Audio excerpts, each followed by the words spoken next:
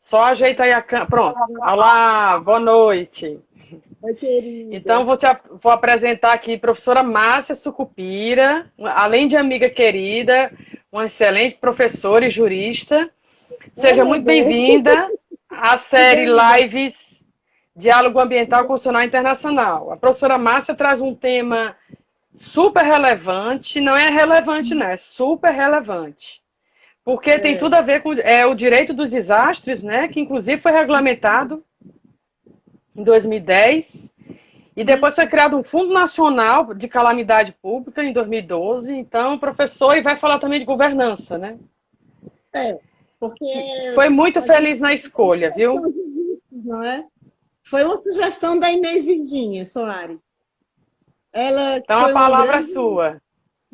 muito prazer, amiga querida, muito grata por esse convite, né? Foi um grande presente nessa pandemia.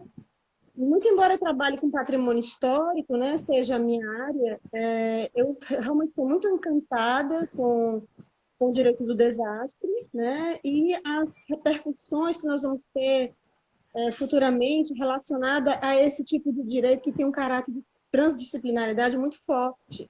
E eu creio que pelas atitudes, pelas situações que a gente está vivendo agora, ele venha para ficar, né? Eu não vejo no cenário mundial medidas que impactariam daqui a 20 ou 30 anos e que impediriam. Então, eu acho que, infelizmente, se continuar a situação que está hoje, é o que vai acontecer. O direito dos desastres, que é uma excepcionalidade, ele vai passar a acontecer com muito mais Frequência, né? frequência, obrigada, com muito mais frequência do que a gente imagina. Então, eu vou contextualizar como é uma nomenclatura para quem está no direito, até para as pessoas novas, né? A regulação aqui veio em 2012.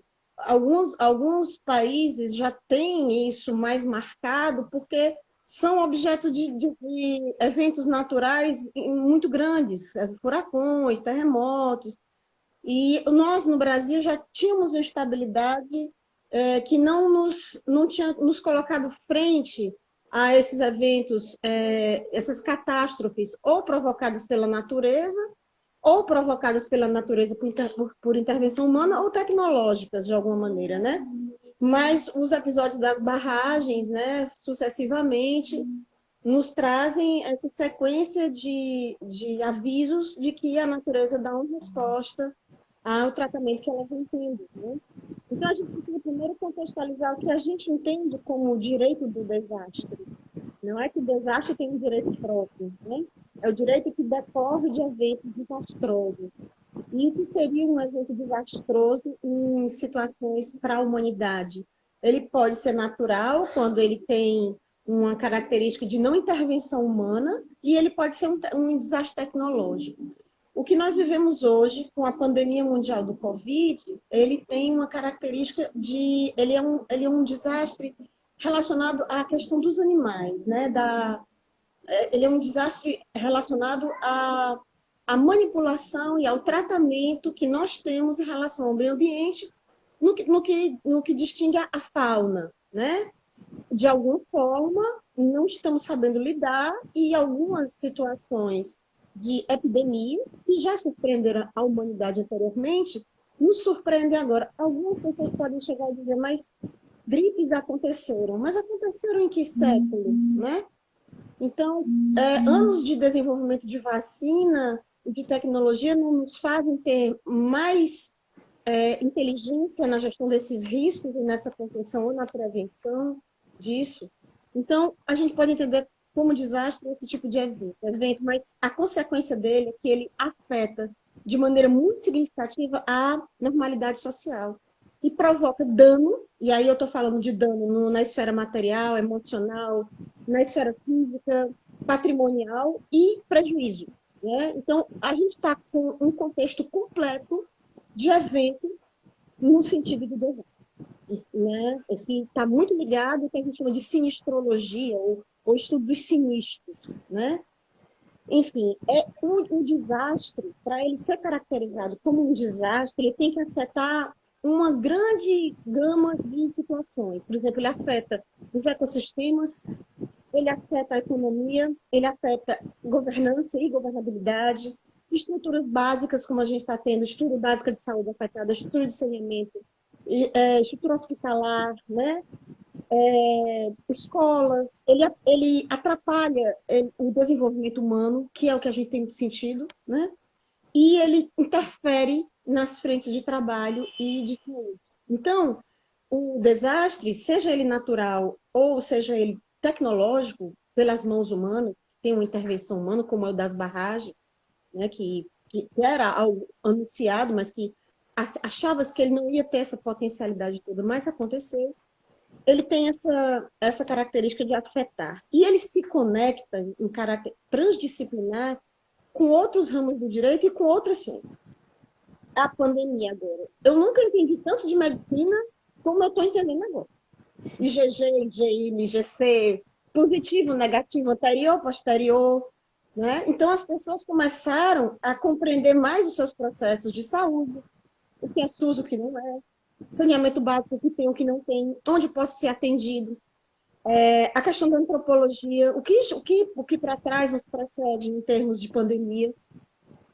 A matemática, quando a gente vê a estatística aparecendo como sendo senhora absoluta, às vezes, da tomada de decisão das governanças mundiais, né? Você passa o tempo todo atrás de uma curva. E a gente, da área de humanas, né, a gente brinca que corre das estatísticas. Eu me lembro do Suassuna dizendo que tinha 3 tipos de mentira. A mentira deslavada e a estatística, né?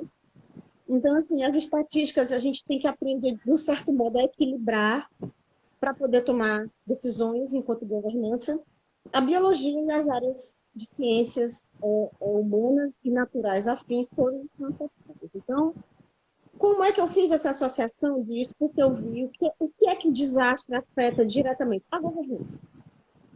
Como foi que o mundo recebeu? Né? Inclusive, ele causou impactos políticos grandiosos em manipulação de genes ou manipulação de vírus. Você falou em manipulação de vírus. Em espalhar vírus como questões políticas e econômicas para fazer frente. Em economias que eram totalitárias, regimes democráticos que entraram em liberdades individuais. Então, o que aconteceu com essa pandemia? Ela levantou uma questão, ela levantou uma poeira ambiental que não dá mais para a gente fechar os olhos. Antes, ela acontecia setorizadamente. Nós tínhamos um furacão na Índia, nós temos um furacão nos Estados Unidos de magnitude, a gente ficava olhando ali as notícias disso, mas a gente não sentia o que era isso na nossa vida. No Brasil, nós tivemos setorizadamente a SARS, tivemos dengue, zika vírus, ainda convivemos, né, com esses malefícios, mas não tínhamos sentido como era compartilhar dolorosamente uma pandemia nessa esfera. Então, o que me preocupou? Como é a relação disso com a governança, né? E o que isso impacta na nossa área do direito. A primeira coisa que me veio foi como os governos internacionais fazem sugestão de riscos. E aí a gente toma você, que é uma pesquisadora internacional na área do meio ambiente, né? Referência. Então, o que a gente pensa? Há quanto tempo você vem falando que se você não fizer uma adesão a melhorias, protocolos internacionais de melhoria na qualidade ambiental, nós vamos sofrer. Inclusive, você vê essa fala hoje falando isso. E aí estamos. Então, como se faz internacionalmente uma gestão de riscos no sentido de reduzir? Porque aí nós trazemos, professora Blaine, um problema muito interessante. Quanto melhor a gestão do risco, menos vai aparecer o problema na questão ambiental. E quanto menos aparecer, menos visibilidade essa governança vai ter. Se você gerar o impacto e vier com a medida de solução posterior, vem o herói, aquele que socorreu, aquele que trouxe a solução para o problema. Então, nós estamos lidando politicamente com uma questão muito séria também, que é a questão de que trabalhar a previsibilidade e a gestão do risco antecipadamente vai tirar a visibilidade das ações governamentais posteriormente. Será que eles vão querer também tomar esse posicionamento? Então, O que seria prevenção e mitigação, ela está intimamente ligada com o gerenciamento de risco, né? Até onde eu consigo minimizar. Quando chega no Brasil, a gente hoje é o quê? Eu tenho o foco central de uma pandemia. Por quê? Porque, ao passo que em outras situações encontraram países desenvolvidos, com estruturas de saúde desenvolvidas e governos economicamente preparados, pelo menos um primeiro plano para o enfrentamento, começa na China, uma economia fortíssima, e deságua aqui no Brasil. Né? Num despreparo, e aí começam a aparecer outros indicadores de saneamento, de atendimento à saúde, de lotação de UTIs, outras doenças que não estão tendo a sua visibilidade dada por causa da pandemia. Então, aí surge novamente uma situação de mitigação e prevenção de riscos que a gente não sabe em que pé está, porque a gente só consegue avaliar ou medir quando você está nessa situação de risco. Então, o elemento nuclear e jurídico disso, do conceito do direito dos desastres, da gestão do risco, é esse. É prevenir e mitigar. Né? E o desastre ele alcança uma escala de magnitude muito grande para ele se caracterizar como um desastre mundial, como a gente está fazendo agora. Quando é que você, por exemplo, como é que um governante, como é que um governante ele faz para decretar um lockdown? Numa cidade como Nova York, coração do mundo, né?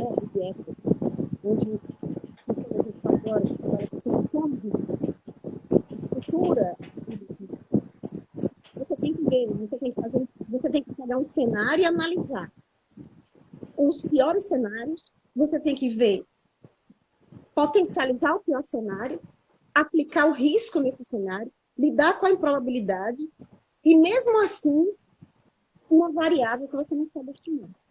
Então, é um risco muito grande, porque se ele erra, e aí começam os questionamentos que nós estamos vendo, como a questão do isolamento não adiantou nada. Será que nós saberemos se não adiantou? Só saberíamos se não tivesse havido qual era o número de mortalidade. Como houve, tardiamente ou não, no mundo inteiro, usou-se o isolamento, nunca será possível medir o dano na extensão dele se não tivesse acontecido.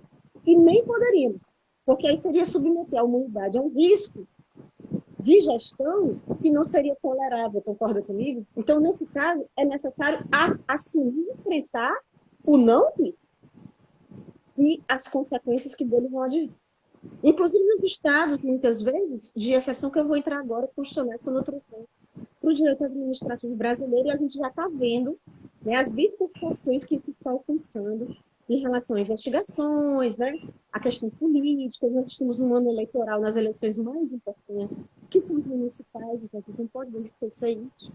Né, que tudo que você tem que se relaciona a essa questão humana e econômica, social e do trabalho, vai ter impacto político. Né? Então, vamos lá. Nós temos que avaliar intensidade, quais são os fenômenos que chamam a nossa gravidade, qual é o evento que compromete parcial ou totalmente a comunidade que é atingida pelo impacto desse desastre. E aí, bom, no panorama mundial, olha que escala violenta nós encontramos. Esses dados são da OMS, de hoje. No dia 30 de janeiro, a OMS vai no seu grau máximo declarando uma emergência de saúde pública de importância internacional. 30 de janeiro. É o último grau de alerta, ou seja, todo mundo 30 de janeiro deveria ter começado a gestão de risco.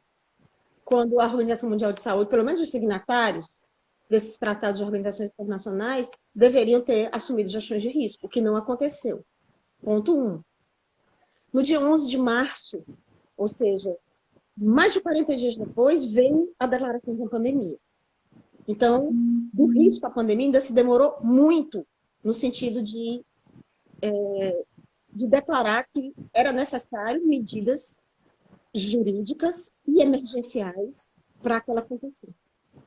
No dia 9 de junho, ontem, a situação mundial é a seguinte: nós temos 7.039.918 casos de Covid. E temos 404.396 pessoas mortas, óbitos, na humanidade. Com certeza, esse número já não é real, porque nós estamos falando de casos constatados, estamos falando de outras coisas. Lá estou eu entrando na área médica de novo, né? É necessário. O Não é para assunto você demanda a medicina, né? ver como isso demanda tudo, demanda principalmente a sociologia, faltam estudos de como as pandemias em relação à sociologia entram nas comunidades periféricas. Porque nós não temos mais acesso no Brasil. Concorda comigo? Para a gente conversar com uma comunidade, e vamos ser honestos, para a gente conversar com a favela, a gente precisa negociar com as militâncias e com a gestão do tráfico está ali. Porque são eles que vão fazer a administração da pandemia dentro dessas comunidades. Então, como é que isso fica assim? A gente não está ouvindo falar sobre isso ainda, né? Gestores setoriais, né? Exatamente, né? Aqueles gestores informais do Estado, que é forte, paralelo, mas é forte. O famoso direito achado na rua, né? Que falávamos, ele está ali dentro, acontecendo o tempo inteiro. E ele está sendo ignorado e virando uma estatística que a gente não sabe como é que está sendo computada. Mas, muito bem, a decretação da pandemia mundial, ela implica o quê? Ela implica que o direito, enquanto ferramenta, enquanto instrumento, ele começa a operar num modo de excepcionalidade. Então, não é que a gente vá trabalhar na não constitucionalidade ou no não direito. E aí começa a preocupação com os excessos governamentais, das governanças.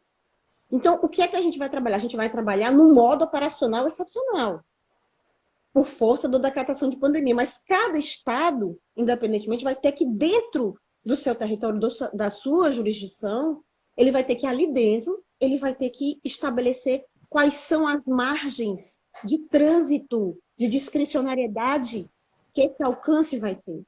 Então, aqui cabem as considerações, por exemplo, os países alteram a sua forma de gerenciar, os países, eles procuram integrar ações que, além de estabelecer as outras óticas dos planos que eles criam para a sua governança, contemplem o estado do direito do desastre. Porque ele é como um polvo cheio de tentáculos. Ele coloca os seus tentáculos em todos os ramos. Enquanto no que você for fazer na previsão das aulas escolares, se você não contemplar o direito do desastre, você não vai conseguir administrar a aula. E aí vai para o mínimo, para o final, né, vamos usar uma palavra já comum, mas dá para a capilaridade das questões jurídicas. Né? Então, o mundo está operando num sistema de excepcionalidade normativo. E nesse sistema de excepcionalidade, existem a supressão de algumas garantias individuais.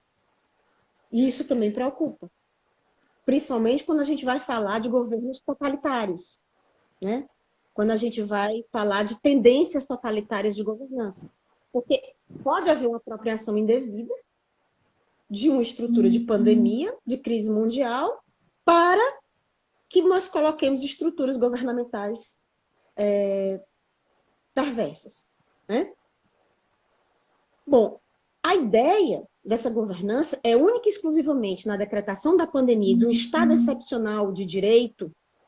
A única possibilidade é a tentativa de resgate da estabilidade social perdida, que no caso do Covid não vai acontecer na sua totalidade. Por quê? Porque famílias já estão dizimadas, empregos já estão perdidos, situações já aconteceram, já estão sedimentadas, né? Estruturas já se sedimentaram, então não tem como você trazer, então nós temos que ter uma nova normalidade.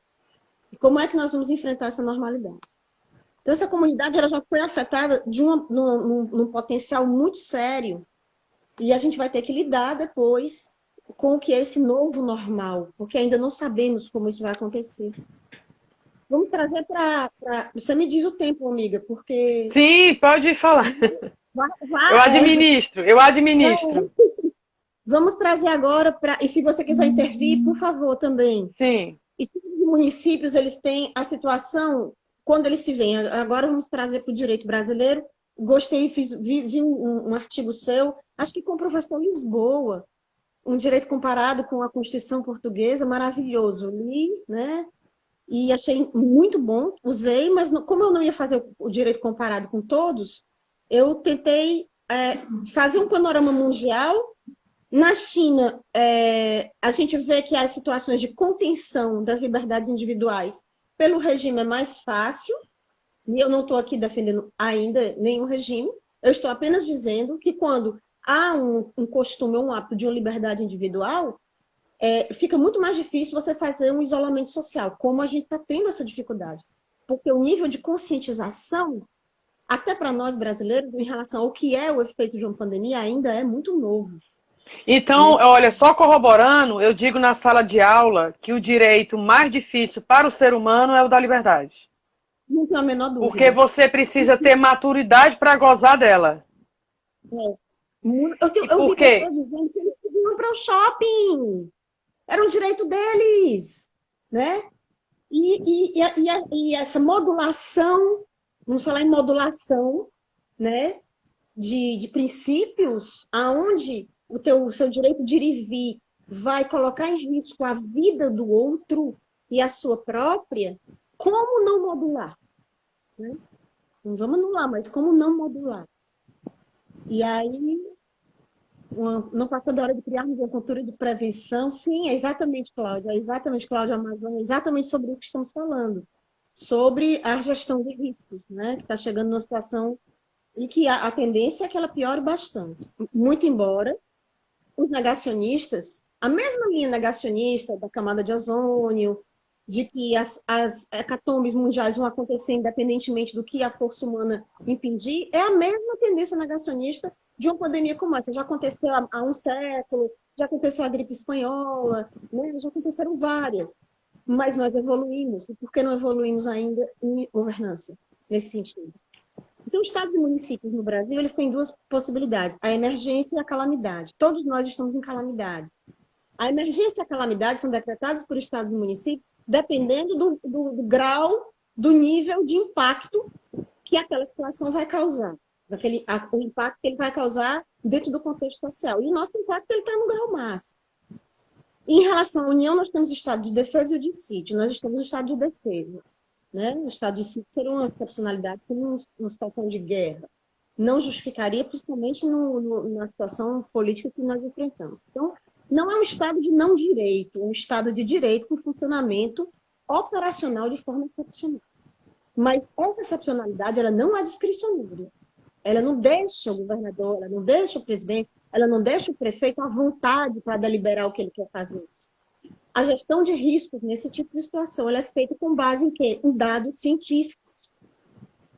Ela é baseada em estudos, em pesquisas, em trabalho, em ciência, que são os mecanismos e instrumentos que os gestores têm disponíveis para poder tomar as suas atitudes de gestão de risco.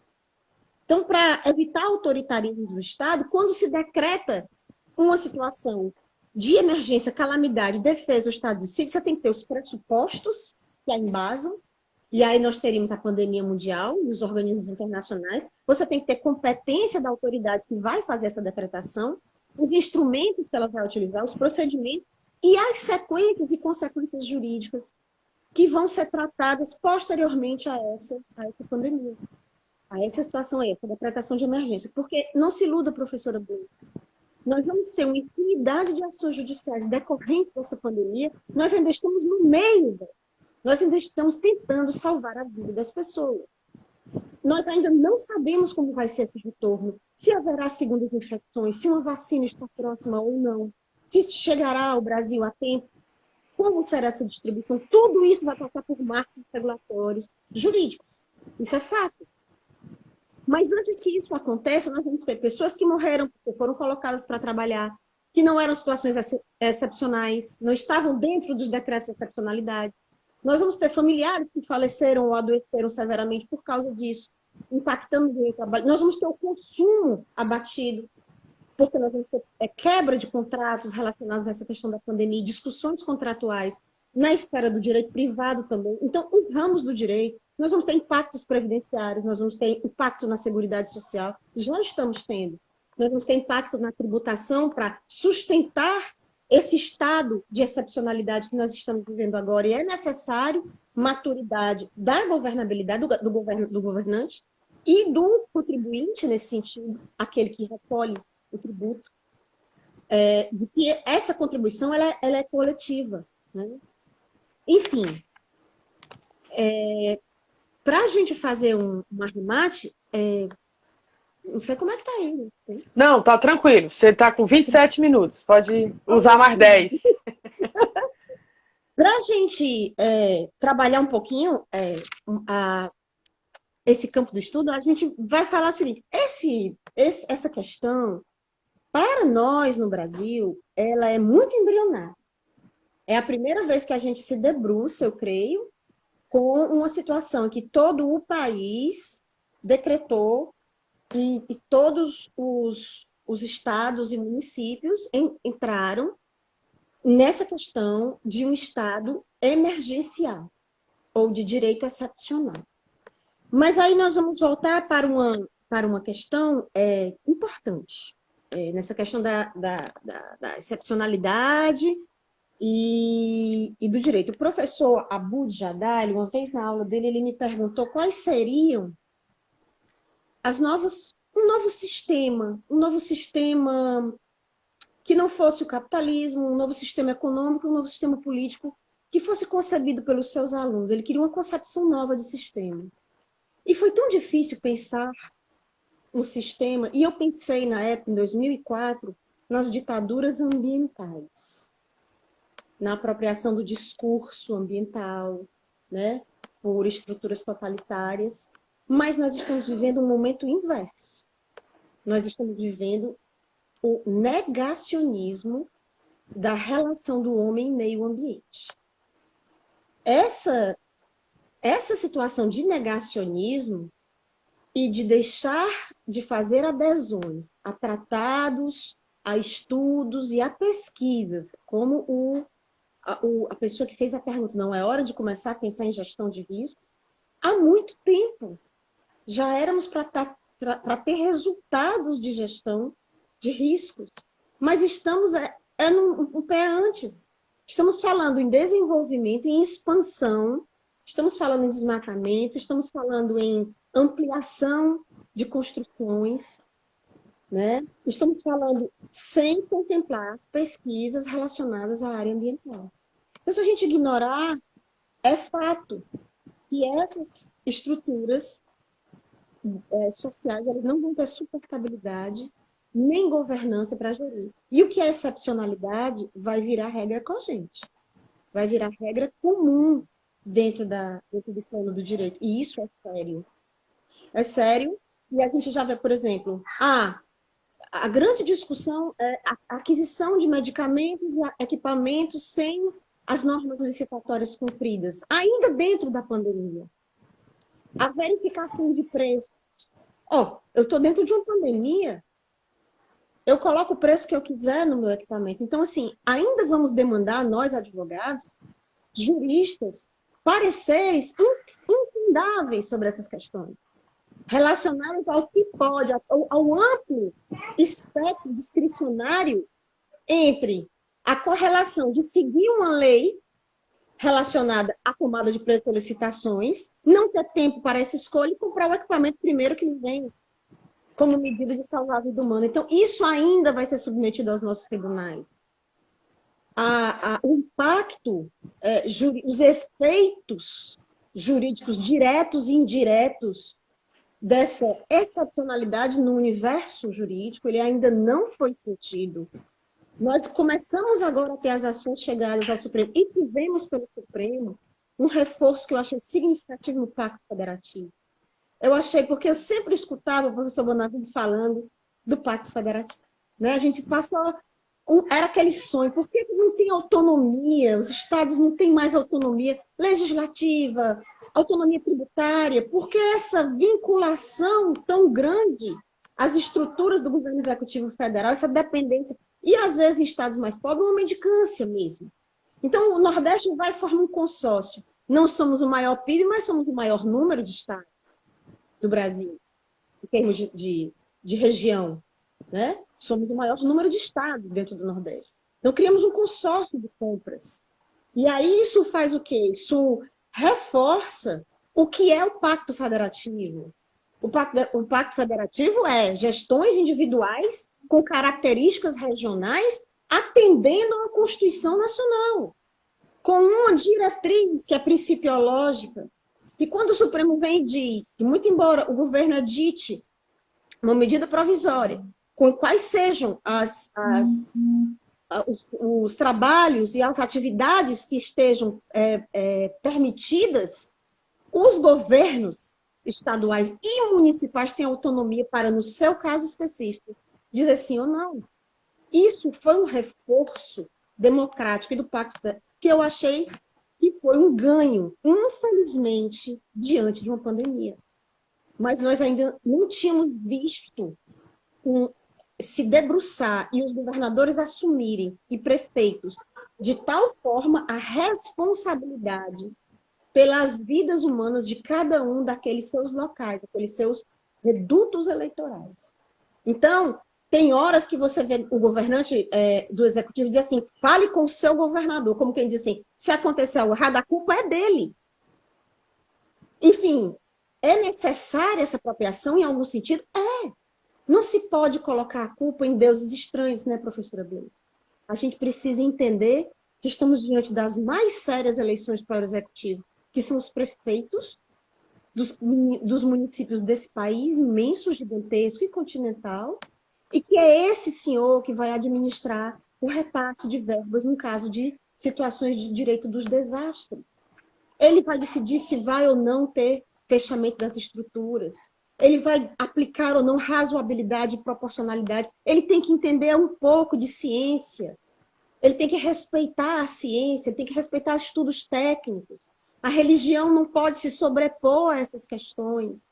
Por mais que o divino nos dê um auxílio e um conforto nessas situações, nós precisamos da ciência e dos dados técnicos, e nunca ela foi tão necessária em um momento mundial em que ela é tão maltratada. Não só aqui no Brasil, mas existe um movimento, né, de desconstrução. Eu vejo as pessoas, às vezes, se sentindo felizes porque a OMS errou.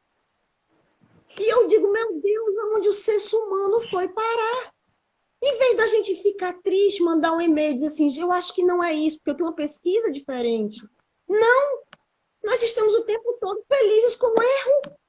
A ciência errou, tá vendo? Como os cientistas não sabem o que estão dizendo. Olha, é quase um momento hecatômbico, catastrófico, científico. Mas, ao mesmo tempo, em toda treva, né, você consegue... quando tem muita luz sobre algo, às vezes você não enxerga muito. E a penumbra sobre a ciência, essas estruturas de pandemia mundial, elas só reforçam a necessidade do trabalho dos cientistas, dos pesquisadores, né? Do desenvolvimento humano e dessa transferência de conhecimentos através dos mecanismos que nós temos. Então, o que ficou? Eu vou ler, só para finalizar, eu vou ler algo que você escreveu, professora, nessa sua obra aqui, linda, que foi antigo e eu vou ler hoje, porque dá certinho. Olha só. Ao longo do século XX, ampliou-se desproporcionalmente a dimensão dos conflitos com a ameaça e, por conseguinte, na preservação ambiental a nível internacional, apoderando-se a política como missão própria, problemas e domínios múltiplos. A responsabilização mundial pelos problemas ecológicos tornou-se vitais nos aspectos biológico e humano da acepção do termo, tendo em mira a realidade fática das consequências desastrosas advindas da ruptura de uma consciência ambiental transacional. O que você está falando? Parece que estava prevendo, né? Não parece uma premonição? O que é que eu quero finalizar? O que é uma consciência ambiental transacional? Que é um diálogo internacional ambiental. É o que nós estamos tratando hoje. Do seu discurso de, não sei, aqui de 2014, eu acho. Foi. Ou seja, se precisasse de um vidente, já estava resolvido, né? Vidente. vivemos o seu problema ambiental futuro. O que é uma consciência ambiental transacional? E era isso que eu queria deixar essa pergunta.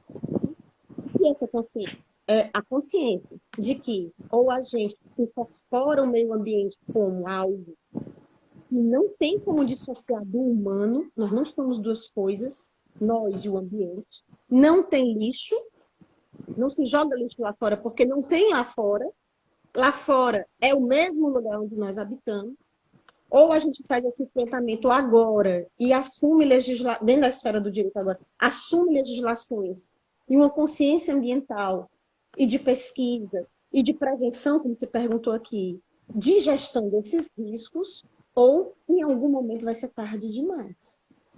Então, eu acho que a gente deixa aberto o que é essa consciência ambiental transacional, né?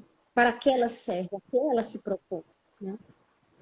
E aí eu deixo aí o espaço, se quiser fazer alguma coisa. Professora Márcia, uma excelente live. Eu vou só, depois da sua fala, eu não sei nem se eu ainda consigo falar alguma coisa, né?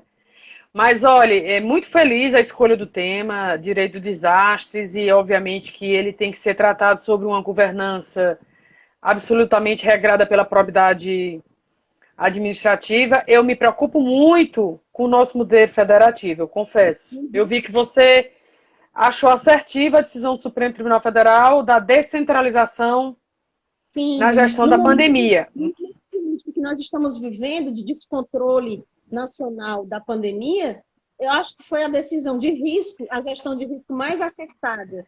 Não foi um mal necessário. Foi um mal necessário fortalecer governos locais para que o desastre não fosse maior, né? É porque a gente tem um desastre maior que foi antes da pandemia. Mas aí o que é que acontece?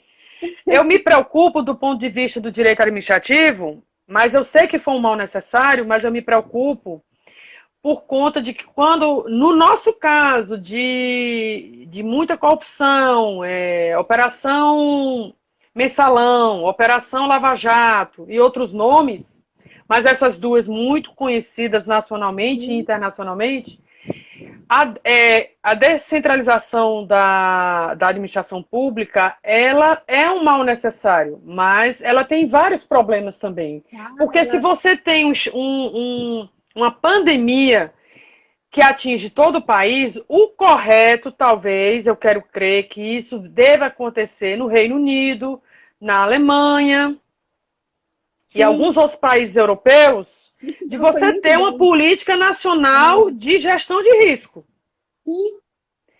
Né? Porque o risco, aí o Ulrich Becker foi muito feliz na teoria do risco, né? Sociedade do risco. Porque se você tem uma pandemia que o país inteiro está sujeito a administrar o controle disso, de mortes, obviamente que uma política nacional de gestão desse risco específico, concreto, que deixou de ser abstrato, né, e passou a ser concreto, realmente seria muito mais positivo para o país. Por que é que eu entendo? Porque a gente poderia, Fortaleza inclusive, que tem um grande movimento turístico, então nós estamos sempre no segundo ou terceiro lugar da pandemia por conta que o aeroporto demorou a fechar. Então, quando eu falo numa política nacional lá atrás, janeiro que você falou, 30 de janeiro, seria para dizer, olha, todos os voos nacionais estão cancelados, todos os voos internacionais, porque tinha que envolver São Paulo e Rio. Não adianta. Por quê? Porque qual é o número de nordestinos em São Paulo? É imenso. A quantidade de nordestino que deve ter assim, eu vou correndo, eu vou voltar para Sergipe, eu vou voltar para Fortaleza, eu vou voltar para Recife, eu vou Aracaju, a capital, eu vou voltar para Recife, eu vou voltar para João Pessoa. E aí o vírus foi se espalhando, porque demorou muito. Como não é uma política nacional, demorou muito para fechar os aeroportos. Mas eu acho que o Supremo só foi um mal necessário, né? Não tinha como... Segura, né? É a questão da gestão do risco. Não tinha outra alternativa naquele momento, se não fortalecer o Pacto Federativo e dizer assim, virem presidentes aí das suas situações de caos individuais, porque nós não temos uma coordenação E agora, com essa supressão dos dados do Ministério da Saúde, eu lhe sou muito franca, eu hoje não consultei para essa pesquisa, para atualizar os dados do Ministério da Saúde, porque eu ainda não sei como os dados vão ser consolidados. Né? Eu consultei os dados da Organização Mundial de Saúde e de instituições latino-americanas de controle das epidemias, que foi até uma indicação. Eu queria deixar 2 agradecimentos muito grandes à Inês Virgínia Soares, desembargadora federal, que era do Ministério, uma amiga muito querida, que foi quem deu a sugestão desse tema, e o professor Delton de Carvalho, com quem eu falei Delton hoje. Winter, maravilhoso. Um encanto e doce e disponível, e hoje eu acho assim, que a maior produção científica no direito relacionada a questões, desde Brumadinho até agora, ele tem sido uma pessoa extremamente atuante no direito dos desastres. Eu espero que ele seja atuante só na questão da prevenção. E tem uma live com ele, viu? Semana que vem ele vai tratar aqui a natureza jurídica da pandemia. É um grande estudioso da Unicinos. Muito, muito bom. Professor doutor, muito aberto, não é? Já veio para o diálogo na Unifor em 2016. Isso. É um grande estudioso, o Delton Winter. Maravilhoso. Vai ter uma live com ele. Professora Márcia, e aí para os nossos espectadores, essa live vai ficar salva no nosso canal do YouTube. Qual é a sua perspectiva pós-pandemia? Porque, assim, aqui no Brasil, eu acho que também isso não é um problema só do Brasil, a gente tem uma memória muito curta. Sim. E já foi sinalizado que o mundo não está livre de um novo coronavírus. Não. Por quê? Porque você começou a live exatamente falando. O tratamento dado aos animais. Isso. Então, os animais, eles são, na verdade, eles não são nem tratados. Os animais são sempre explorados para o bem-estar humano. Então, quando você, lá no século XIII, consegue ver os ingleses vibrando com rinha de galo, você consegue entender realmente que a mente humana precisa ser tratada. Porque a rinha de galo é o seguinte, um galo vai morrer. Um galo vai morrer. Então, o prazer humano é saber que um galo vai morrer. Para satisfazer a perversão humana. É saber que um galo vai morrer. Então, assim, não, um simples galo. Mas a questão é que por que você tem que ver 2 galos brigando? Então, isso é uma polêmica muito grande. Direito do animal é uma polêmica muito grande, porque eu, particularmente, sou contra a vaquejada, sou contra as touradas. Mas isso, quando você leva para a sala de aula, é uma polêmica, a sala se divide. Na época em que foi julgada a vaquejada, a Comissão de Cultura, na qual eu era integrante, emitiu, não funcionou como amicus curiae, porque não tinha mais prazo. Mas nós enviamos um parecer contrário à vaquejada, né? Porque houve a discussão da inconstitucionalidade da lei da vaquejada no estado do Ceará e uma arguição de descumprimento do preceito fundamental, e isso foi levado ao Supremo. E foi habilitado um parecer, do qual eu também fui signatária, contra a questão da vaquejada. Agora, é a questão da minha área de maior afinidade, que é a questão da cultura, né? A gente tem que ver o que de fato é cultura. Para mim, cultura, ela não pode causar prejuízo a ninguém. Não, o mínimo possível, né? Então, Não, mas assim, a cultura é causar o prejuízo, então não pode ser cultura.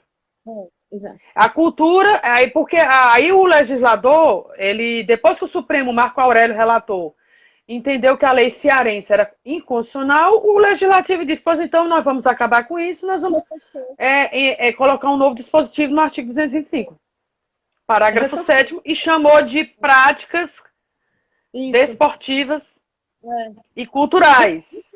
Então, é uma insegurança jurídica muito grande. Nós vamos ter uma live também com o professor Lisboa, nosso colega, que é sobre sentença anacéfala.